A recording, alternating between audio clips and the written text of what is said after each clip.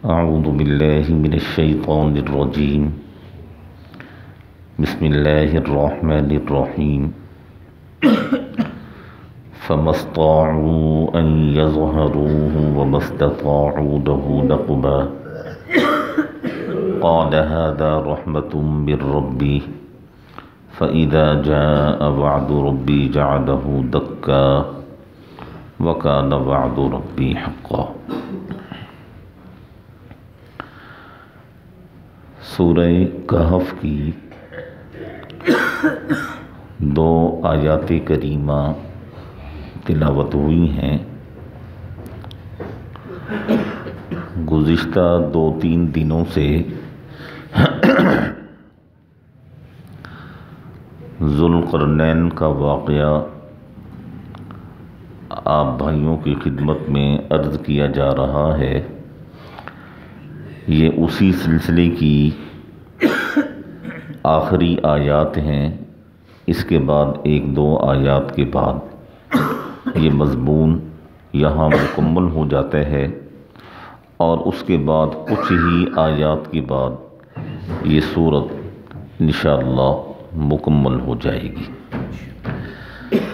کل یہ چیز عرض کی گئی تھی کہ ذوالقرنین نے جب شمال کی جانب سفر کیا ہے اور اپنے لاؤ لشکر سمیت چلے ہیں تو انہیں راستے میں ایک ایسی قوم ملی ہے لا یکادون یفقہون قولا، جن کی لینگویج، جن کی زبان وہ کوئی نہیں سمجھ سکتا تھا. وہ ایسی وحشیانہ قوم تھی اور ایسی ان کی زبان تھی کہ ان کی زبان کی کسی کو سمجھ نہیں آتی تھی. جب ذوالقرنین اپنے لشکر کے ساتھ اس قوم کے سامنے پہنچے تو اللہ جل شانہ نے ذوالقرنین کا رعب ان کے اوپر ڈالا اور وہ ذوالقرنین کے مطیع ہوئے. اور مطیع ہونے کے بعد انہوں نے ذوالقرنین کے سامنے ایک درخواست پیش کی اور وہ درخواست یہ تھی ان یأجوج ومأجوج مفسدون فی الارض، کہ اے دنیا کے عظیم حکمراں اور عظیم بادشاہ، اس پہاڑ کے پیچھے ایک قوم ہیں وہ بھی انسان، لیکن وہ حد درجہ وحشی ہیں. اور یہ جس پہاڑی درے سے آپ گزر کے آئے ہیں کبھی کبھار یہ یاجوج ماجوج اس درے سے نکلتے ہیں اور ہمارے علاقوں میں آ کر فساد برپا کر کے چلے جاتے ہیں اور ان سے ہمیں بڑی تکلیف ہے.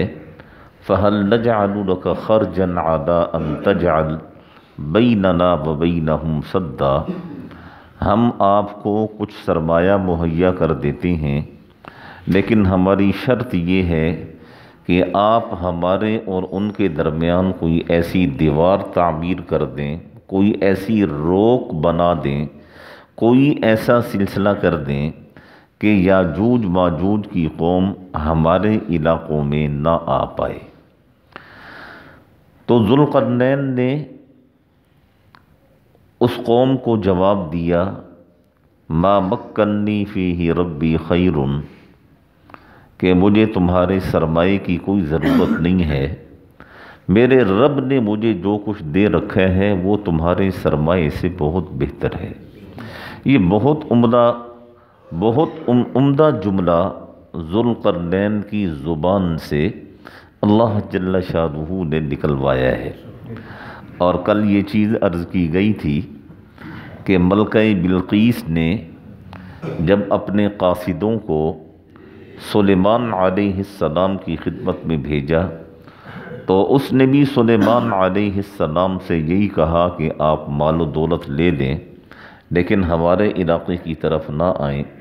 تو سلیمان علیہ السلام نے یہی فرمایا اتمدوننی بمال فما آتانی اللہ خیر مما آتاکم، جو کچھ مجھے میرے رب نے دے رکھا ہے اے ملکہ، وہ تیرے اس مال سے بہت بہتر ہے جس کا تو مجھے لالچ دے رہی ہے۔ تو یہاں بھی ذوالقرنین نے یہی چیز فرمائی، اور پھر کہا فَأَعِينُونِي بِقُوَّةٍ اجعل بینکم و بینہم ردما، بس اپنی لوگوں کے ذریعے سے تم میری مدد کرو تاکہ جلد سے جلد میں یہ دیوار بنا دوں، اور دیوار بھی ایسی بنے گی کہ آج سے پہلے کسی نے ویسی دیوار نہ بنائی ہوگی اور قیامت تک کوئی ویسی دیوار نہ بنا سکے گا۔ تو وہ لوگ تیار ہوئے، تو ذوالقرنین نے کہا آتونی زبر الحدید، مٹی اور گارے کی نہیں، لوہے کی اینٹیں بنا کر لاؤ میرے پاس۔ چنانچہ وہ قوم اس کام پر جت گئی اور اس نے لوہے کی اینٹیں بنانا شروع کی۔ اور کل یہ چیز عرض کی گئی تھی کہ وہ کوئی 8-10 فٹ کی دیوار تو تھی نہیں، وہ تو 2 پہاڑوں کے درمیانی راستے کو بند کرنا تھا۔ اور اب اللہ ہی بہتر جانتے ہیں کہ 2 پہاڑوں کا درمیانی راستہ وہ کتنا تھا جہاں سے پورا پورا لشکر گزر جاتا تھا، اور اونچائی اس کی پہاڑوں کی چوٹی کے برابر تھی۔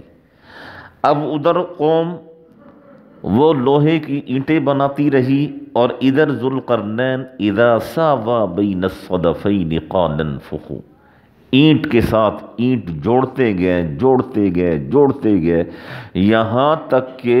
یہاں تک کہ پہاڑ کی چوٹی تک آپ نے وہ دیوار بنا دی۔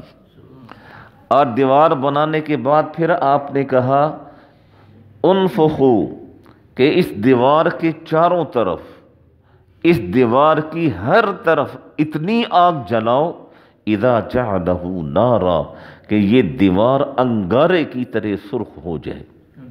چنانچہ انہوں نے آگ کو جلایا، اور اب یہ اللہ ہی بہتر جانتے ہیں کہ اتنی اونچی آگ جس نے لوہے کو اتنا گرم کیا کہ وہ انگارے کی طرح سرخ ہو گیا، پتہ نہیں کتنے دن انہوں نے اس آگ کو جلایا ہوگا۔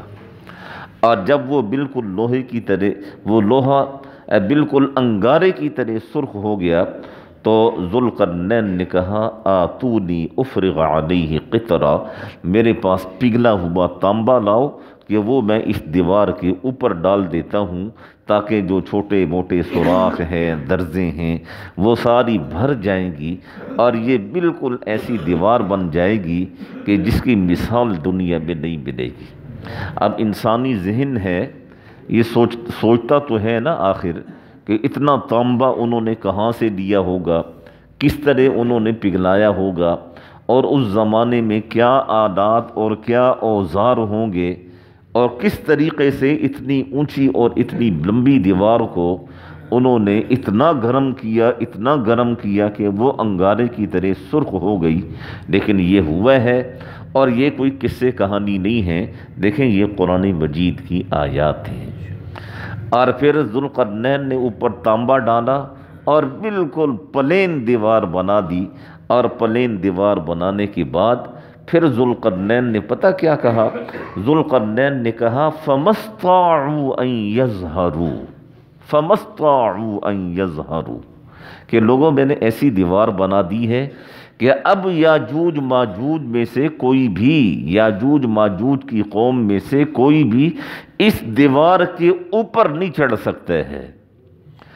ظہر کہا جاتا ہے، ظہر، ظہور، ظہیر، یہ عربی زبان میں پیٹھ کو کہا جاتا ہے، کمر کو۔ اور انسان کوئی بھی وزنی چیز اٹھاتا ہے تو اپنی کمر کے اوپر اٹھاتا ہے۔ تو اللہ جل شانہ نے لفظ ارشاد فرمایا ہے ان یظہروہ۔ ذوالقرنین نے کہا کہ یہ اب ایسی دیوار میں نے بنا دی ہے کہ اس دیوار کے اوپر کوئی چڑھ نہیں سکتا ہے۔ اور پھر آگے جملہ فرمایا وَمَسْتَطَاعُوا لَهُ نَقْبًا۔ نقب کسے کہتے ہیں جی؟ نقب جی بتائیں، پڑھے لکھے لوگ بتائیں جی نقب کسے کہتے ہیں؟ نقب زنی جی، یہ نا اب دیکھیں آپ 60 سے اوپر ہے نا جی، آپ بھی 60 سے اوپر ہیں۔ یہ آج کل کی جو نئی نسل ہے نا انگریزی خاں، یہ ان کو پتہ ہی نہیں ہے کہ یہ نقب کسے کہتے ہیں، حالانکہ یہ اردو زبان کا لفظ ہے۔ نقب کہا جاتا ہے کسی چیز کے اندر سوراخ کرنا۔ ذوالقرنین نے فرمایا وَمَا اسْتَطَاعُوا لَهُ نَقْبًا، نہ اس دیوار کے اوپر کوئی چڑھ سکتا ہے اور نہ اس دیوار کے اندر کہیں سے کوئی سوراخ کر کے، کوئی دروازہ نکال کے، کوئی کھڑکی نکال کر یا کہیں سے کوئی توڑ کر اس دیوار کو کراس کر سکتا ہے۔ یہ ایسی دیوار میں نے بنائی ہے۔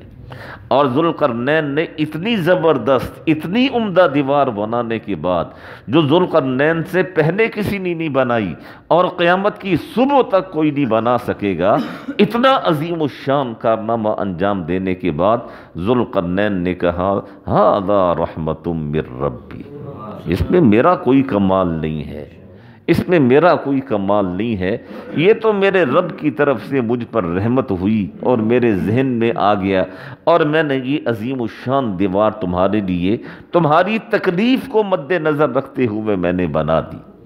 اور پھر ذوالقرنین نے کہا فَإِذَا جَاءَ وَعْدُ رَبِّي جَعَلَهُ دَكَّا، جب میرے رب کا وعدہ آئے گا، جب میرے رب کا حکم ہوگا تو یہ دیوار، یہ زمین بوس ہو جائے گی، یہ دیوار گر جائے گی، لیکن جب تک میرے رب کا حکم نہیں ہوتا یہ دیوار یوں ہی کھڑی رہے گی۔ اب علماء کرام فرماتے ہیں جعلہ دکا، اس سے مراد قیامت بھی ہے کہ جب قیامت قائم ہوگی، سور پھونکا جائے گا، جب پہاڑ روئی کے گالوں کی طرح اڑتے پھریں گے، اس وقت جو ہے یہ دیوار بھی ٹوٹ جائے گی۔ اور بعض علماء فرماتے ہیں کہ نہیں، قیامت سے پہلے یہ دیوار ٹوٹ جائے گی، اور یہ اللہ ہی بہتر جانتے ہیں حقیقت کیا ہے اور کب جا کر اس دیوار نے ٹوٹنا ہے۔ اور ذوالقرنین نے دیکھیں ان لوگوں کو کہا وَكَانَ وَعْدُ رَبِّي حَقًّا، میرے رب کا وعدہ برحق ہے، میرا رب اپنے وعدے کے خلاف نہیں کرتا ہے، میرا رب اپنے بات کے خلاف نہیں جاتا ہے، جو چیز میرے رب نے کہی ہے، فرمائی ہے، بتائی ہے، وہ برحق ہے اور وہ چیز ہو کر رہے گی۔ مجھے میرے رب نے کہا کہ یہ زبردست اور عمدہ اور بہترین اور مضبوط ترین دیوار ہے، میں تمہیں بتا رہا ہوں، لیکن یہ دیوار انشاءاللہ ثم انشاءاللہ تمہاری نسلیں دیکھیں گی کہ یہ دیوار نہیں ٹوٹے گی۔ ہاں جاء وعد ربی جعلہ دکا، جب میرے رب کا حکم ہوگا پھر یہ زمین بوس ہو جائے گی، پھر یہ دیوار ٹوٹ جائے گی، اور میرے رب کا وعدہ وہ حق ہے، برحق ہے، اس میں کسی قسم کی کوئی غلط بیانی نہیں ہے۔ ذوالقرنین کا واقعہ یہاں مکمل ہو جاتا ہے۔ آگے اس رکوع کی ایک آیات ہیں جو انشاءاللہ کل آپ دوستوں کے سامنے تلاوت ہوں گی، اور اس میں اللہ جل شانہ نے اس پورے واقعے کے حوالے سے آخر میں آیات کفار کے بارے میں ارشاد فرمائی ہیں کہ دیکھیں اگر وہ لوگ ایمان نہیں لائیں گے تو انہیں دوزخ کا سامنا کرنا ہوگا۔ اور اس کے بعد اگلا جو رکوع ہے یہ چھوٹا سا ہے، اور اس کے بعد یہ صورت مکمل ہو جائے گی، اور مشرکین مکہ نے جو 3 سوالات کیے تھے ان 3 سوالات کے جوابات اللہ جل شانہ نے اس سورہ مبارکہ میں ارشاد فرمائے ہیں۔